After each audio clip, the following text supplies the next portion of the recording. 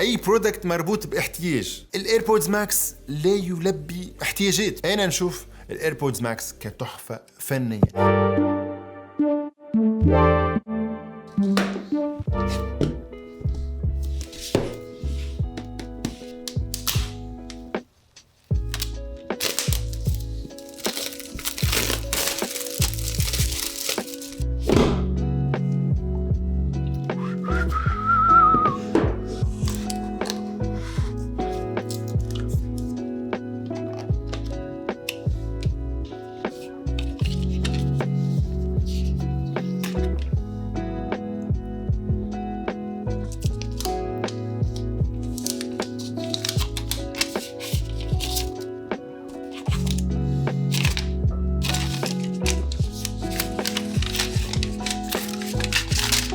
هذه الايربودز ماكس اقوى سماعات الابل، والحق عندي شهرين نجرب فيها والدولة عرفت فين نكلاسيها. ما فهمتش تتحط في السماعات الهاي فاي ولا السماعات كونسيومر جوجما.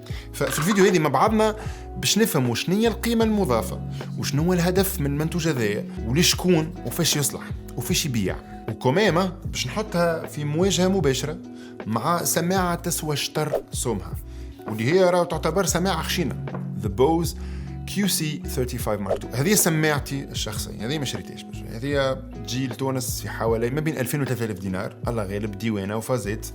أما هي تسوى كما كنتوا تشوفوا على الجراف حوالي $550، في حين هذا $250، وهذا يفي بالغرض. فشنو هو هذا؟ ما هذا؟ اليوم باش نشارككم التجربة متاعي بعد شهرين، خلينا نفهموا شنو هو هالبنة هذه كلاس أخرى. الفازة هذه ياسر محليها تحس هكا. فالبداية ستكون بالتصميم وجودة الصنع. فمن أول نظرة التصميم هنا بوجهين، فما ازدواجية، كيما ينجم يعجبك كيما ينجم يعجبكش. أنا شخصيا يعجبني على الآخر ونشوفوا تصميم ممتاز وما فماش كيفه، من خلال مظهر فيوتشرستيك، يعني تحسوا حاجة شيء من المستقبل، في نفس الوقت مينيماليست، يعني ما نتصورش كريتو حاجة كيما هكا قبل. ميزة أخرى في السماعات هذه هو أنك تنجم تعمل تخصيص، تدخل على موقع الأبل باش تجي تشري حاجة كيما هكاكا، فأنك تلقى ألوان أنواع وأشكال. باش تفهموا قديش السماعات هذوما مضخمين وبريميوم. كوسينات مغناطيسية بملمس ياسر فخم وحنين وطري وبنين. زادة السيرتات من الفوق يعني مصنوعة من المعدن المضاد للأكسدة، حتى المطاط اللي هنا قوي على الآخر وفليكس على الآخر، ما تخافش عليها. هنا فما قماش رهيف وفينو يخلي الراس مرتاح، يعني السيرتات هنا تشد بالكدا لكن ما تقلقش. زاد حاجة أخرى فإنه الأكس تلسكوبيك، وهذه حاجة ياسر بنينة، لكن الحق ما يتعداش بالكدا لأنه ماهوش كيفي. فما ناس روسهم كبيرة ما يكفيش. الارتيكولاسيون باهيه برشا. بالنسبه للايركابس فانهم مصنوعين من الالومنيوم باش يكونوا اخف، لكن بالطبيعه بيجي على بالك توا معلومه مهمه برشا، اوكي معدن والومنيوم بازر زينه، اي صحيح ارزن سماعه جربتها كأول مرة تحطها تحس حاجة رزينة، لكن بطول المدة تتعود بها بالطبيعة. فمن الآخر مستوى عالي من الفخامة، بعيد ياسر على السماعات الأخرى. يعني السماعات الأخرى 90% منهم بلاستيك، هذا ما يعنيش انهم مفرحين، ليه اما يعني ما عادش نجموا نقولوا على السماعات الاخرى سماعات لوكس. هذا اللوكس، هذه تغير لك نظرتك للسماعات جمله واحده، حاجه مانيش متعودين عليها. لكن بصفه عامه جوده التصنيع هنا نعطيها 9/10. الوحده 10 اللي خسرته رخت فما حويجتين يخوفوا. صحيح عندي شهرين جرب فيها، لكن ظهر لي القماش هذا بطول المده ينجم يتقطع، ينجم يتنقب. والايركابس هذوما ميتاليك في بعضهم ينجموا كيحكوا ينجموا يهلكوا بعض. اوكي تقول لي فما الكيس، صحيح جاوك باهي، اما الحق الكيس هذه نشوفها مظهر، ما نشوفهاش حمايه.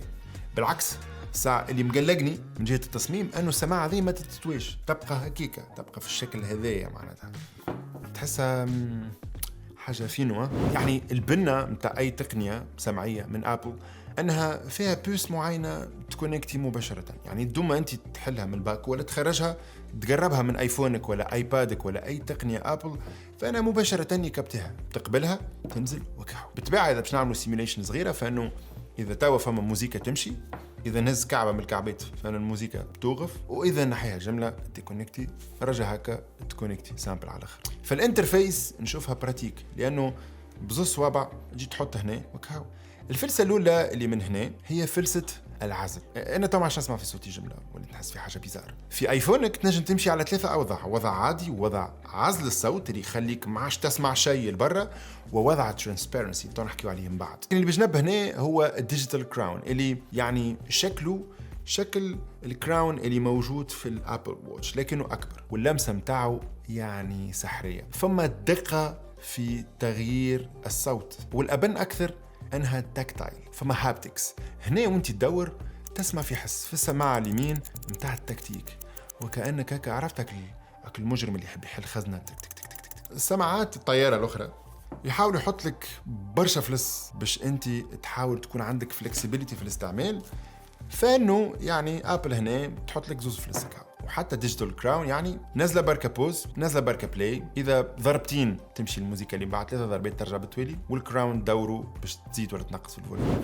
توا باش نحكيو على الجوده، لكني مانيش باش نركز برشا على الجوده، لانه الحق مانيش اوديوفيل، ما نجمش نعطيك بالحق بالمليمتر. فما برشا عملوا فيديوهات يعطيك بالتدقيق يعني شنو جوها سماعه. اللي نجم نقولوا لك اللي اي موسيقى نحطها هنا نسمعها باعلى جوده ممكنه، يعني تعودت على جودة معينة هنا ما عادش نجم تحت. نعطيكم مثال بسيط على حسب إمكانياتي المتواضعة في فهم الصوت. الإيربودز ماكس تنجح على الآخر في موسيقى فيها برشا بيس، لكن اللو فريكونسيز هنا ما ينجحوش برشا، نحسهم طايحين. ايش معناتها إذا أنت تسمع برشا موسيقى كلاسيك فإنه تخير أنك تاخذ البوز.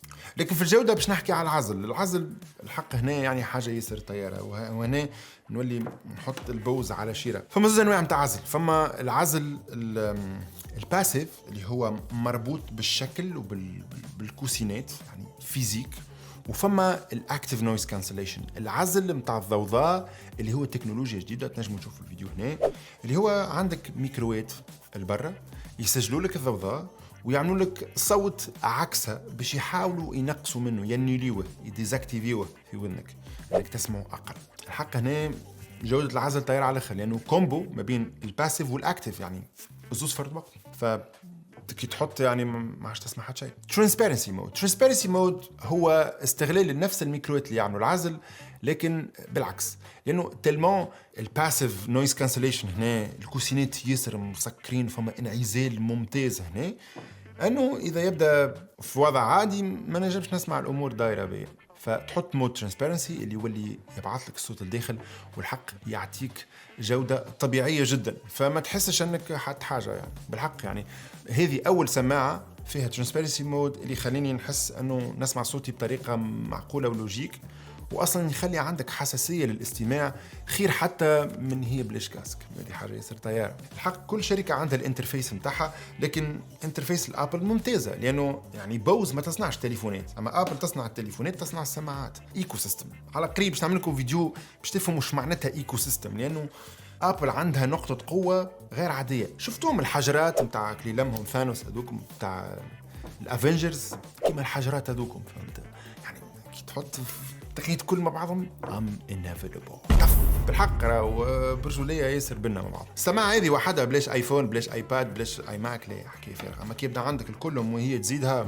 اوكي اخر حاجه باش نحكي عليها في التيست هي الباتري لايف. هنا ابل تقول تنجم تعطيك 20 ساعه استخدام، انا الحق في ظروف معينه اعطتني اكثر من 20 ساعه استخدام، لكن كي تقارنها بالمنافسين اللي ارخص منها شطر السوم يعطيو حتى 30 ساعه. هنا ما فماش زر اون اوف، هنا ما تنجمش تسكر السماعه، اذا نحيتها من وذنك تتحط في وضع تاع اقتصاد في الطاقه معين. اذا خليتها هكاكا فانه بعد ساعتين تدخل في وضع اقتصادي اقوى. اذا تحب مباشره تحطها في الوضع الاقتصادي هذا فانك لازمك تحطها في الكيس نتاعها اللي فيها يعني اذكير باش يسكر البارتي هذيا، وفيها ذكيرات زاده موجودين هنا الداخل كي كابتيو يحطوك فيك الوضع العميق، وضع السبات. لكن في صورة ما نسيتها وتحت لك شارج وتغدرت فانه مش مشكله، انك كنت تشارجيها 5 دقائق باش تعطيك ساعه استماع. للاسف حاجه اخرى مقلقتني هو انه هنا المنفذ لايتنينج، مازلنا في اللايتنينج. يا رسول الله نحب كابل بركه يو اس بي تايب سي يعمل لي كل شيء عليه، نقعد نهز برشا انواع نتاع كوابل معايا. وانهي الفيديو بخلاصه. الحق الخلاصه باش تكون طويله شويه لانه هي اللي باش تفسر لنا علاش ابل عمل تاكيكا ونجاوبوا على سؤال $1,000,000 معنا. شنو هو هذا معنا؟ اول حاجه السماعه هذه نجم نضرب لكم نص ساعه نحكي عليها، يعني تلمون شيدوفر معنا، لكن ما كفيش وقت، حاولت ما نفوتش 10 دقائق. ابل هنا اختارت انها تركز برشا في التصميم، لانها لأول مرة تخرج منتوج من نوع هذا، لأن أول مرة تنافس في الكاسكيت، فتحب تتميز على غيرها، تحب تعمل حاجة معينة ونجحت في هذا. لأنه كما قلت لكم يعني كما حكينا في تصميم السماعات هذوما، يعني من بعيد تنجم تكابتيهم ايربودز ماكس. معنا السماعات عجبوني على الاخر على الاخر على الاخر على الاخر، كتبت برشا على الاخر في الشاشة بعدهم، لدرجة اللي ما لقيتش عيوب.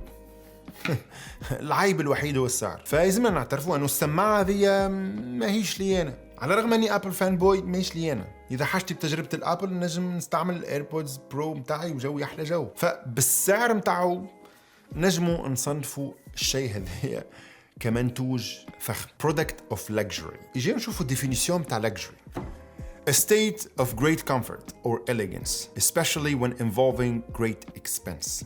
واضحة العملية.